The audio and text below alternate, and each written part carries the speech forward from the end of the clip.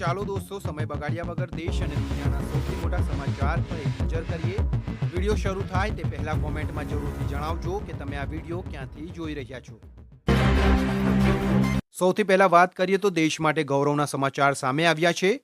ડીઆરડીઓએ દેશનું પ્રથમ 350 kilogram thrust class સ્વદેશી ટર્બોજેટ એન્જિન સફળતાપૂર્વક વિકસાવ્યું છે. આ સાથે ભારત હવે મિસાઇલ અને ડ્રોન માટે અદ્યતન જેટ એન્જિન ડિઝાઇન અને ઉત્પાદન કરવાની ક્ષમતા ધરાવતા વિશ્વના પસંદગીના દેશોમાં સામેલ થયું છે. સંરક્ષણ ક્ષેત્રે આને ઐતિહાસિક સિદ્ધિ માનવામાં આવી રહી છે. ત્યાર પછી આગળ વાત કરીએ તો પાકિસ્તાનના જળ સંકટ પર ભારતનો કડક જવાબ.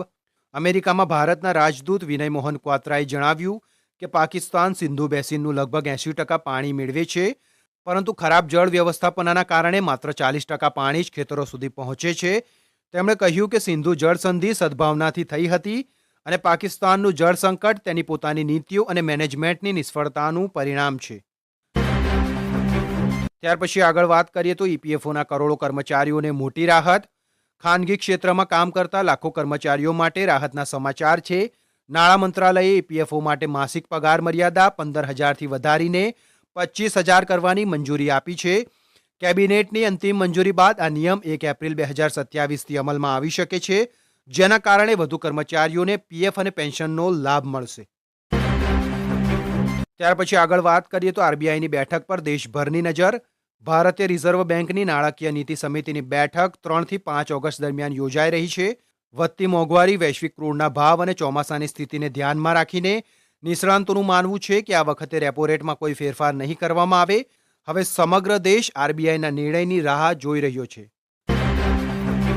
ત્યાર પછી આગળ વાત કરીએ તો વૈશ્વિક બજારમાં અનિશ્ચિતતા વચ્ચે ભારતમાં સોના અને ચાંદીના ભાવમાં વધારો નોંધાયો છે. 10 ગ્રામ સોનાનો ભાવ વધીને લગભગ 1,43,640 થયો છે, જ્યારે ચાંદીનો ભાવ 2,18,750 પ્રતિ કિલો સુધી પહોંચ્યો છે. રોકાણકારો હવે અમેરિકા ઈરાન વચ્ચેની વાતચીત અને વૈશ્વિક બજાર પર નજર રાખી રહ્યા છે. ત્યાર પછી દોસ્તો આગળ વાત કરીએ તો E20 પેટ્રોલ અંગે સરકારની મોટી કબૂલાત. કેન્દ્રીય મંત્રી નીતિન ગડકરીએ સંસદમાં સ્વીકાર્યું છે કે E20 પેટ્રોલનો ઉપયોગ કરવાથી જૂના વાહનોના એન્જિન અને રબરના ભાગોને નુકસાન થઈ શકે છે. ઉપરાંત વાહનોની માઇલેજમાં પણ 2થી 6% સુધી ઘટાડો થઈ શકે છે. આ નિવેદન બાદ વાહન ચાલકોમાં ફરી ચર્ચા શરૂ થઈ છે. ત્યાર પછી આગળ વાત કરીએ તો સુપ્રીમ કોર્ટે મહત્વપૂર્ણ ચુકાદો આપતા જણાવ્યું કે લિવ ઇન રિલેશનશીપમાં રહેતી મહિલાઓને પણ આઈપીસીની કલમ 498A હેઠળ કાનૂની સુરક્ષા મળશે.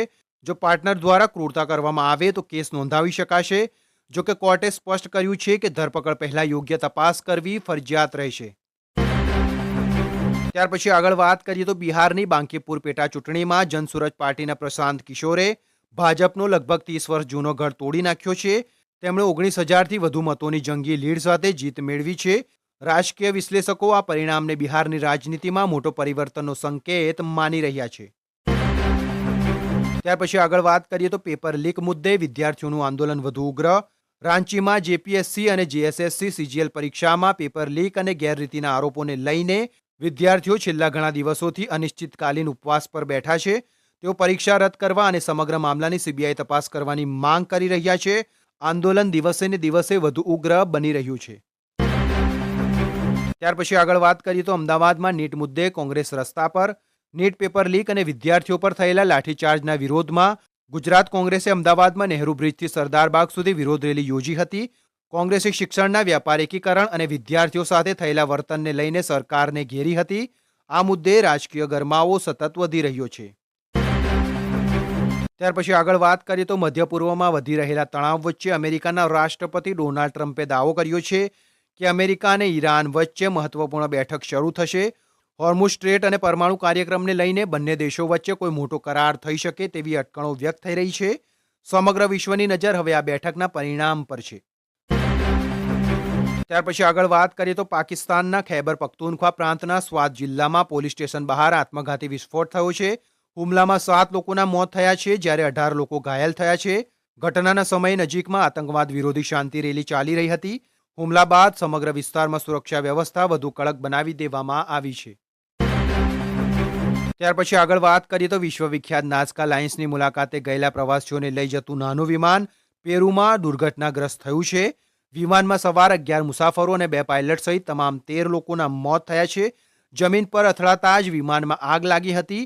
અકસ્માતના સાચા કારણોની તપાસ શરૂ કરવામાં આવી છે. ત્યાર પછી આગળ વાત કરીએ તો ઇન્ડોનેશિયામાં બોટમાં આગ, 41 લોકો હજુ ગુમ.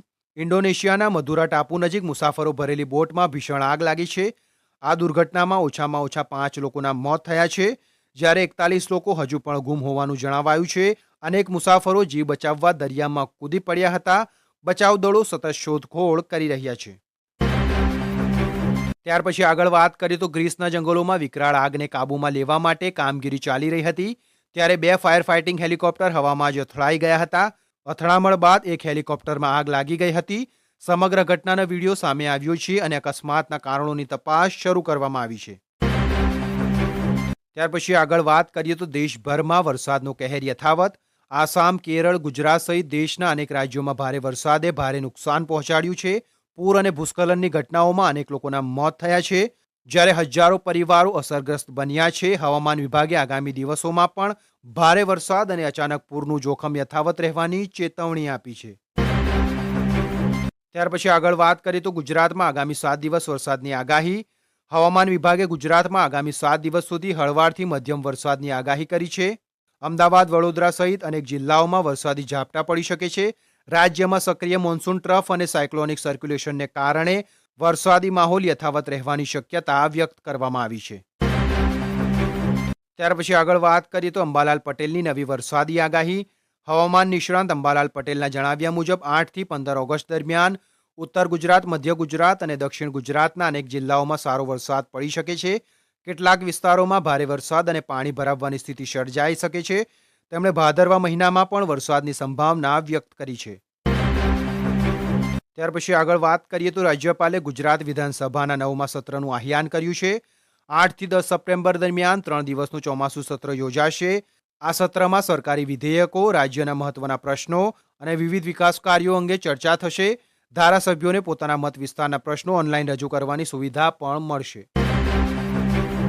ત્યાર પછી આગળ વાત કરીએ તો મુખ્યમંત્રીનો યુવાનોને રાષ્ટ્રહિતનો સંદેશ. ગાંધીનગરમાં યોજાયેલા નશામુક્ત યુવા ફોર વિકસિત ભારત કાર્યક્રમમાં મુખ્યમંત્રી ભૂપેન્દ્ર પટેલે યુવાનોને સંબોધતા કહ્યું કે વ્યક્તિગત સ્વાર્થ કરતાં દેશહિતને પ્રથમ સ્થાન આપવું જોઈએ. તેમણે જણાવ્યું કે જ્યારે દેશનો દરેક યુવાન રાષ્ટ્રના વિકાસ માટે વિચારશે, ત્યારે જ વિકસિત ભારતનું સ્વપ્ન સાકાર થશે. ત્યાર પછી આગળ દોસ્તો મહત્વપૂર્ણ સમાચાર છે. ગુજરાતમાં 9700 જ્ઞાન સહાયકોની ભરતી. રાજ્યની સરકારી પ્રાથમિક શાળાઓમાં અંગ્રેજી વિષયના શિક્ષકોની અછત દૂર કરવા માટે સરકારે 9700 જ્ઞાન સહાયકોની 11 મહિનાના કરાર આધારિત ભરતી કરવાનો નિર્ણય લીધો છે. ઉમેદવારોને માસિક 21,000 વેતન મળશે. અરજીઓ 4 થી 10 ઓગસ્ટ સુધી સ્વીકારાશે અને 12 ઓગસ્ટે મેરિટ યાદી જાહેર કરવામાં આવશે. તો દોસ્તો હાલ પૂરતો આપણા આ વિડીયોને આપણે અહીં પૂરો કરીએ છીએ. મળશું એક નવી માહિતી અને એક નવા વિડીયો સાથે.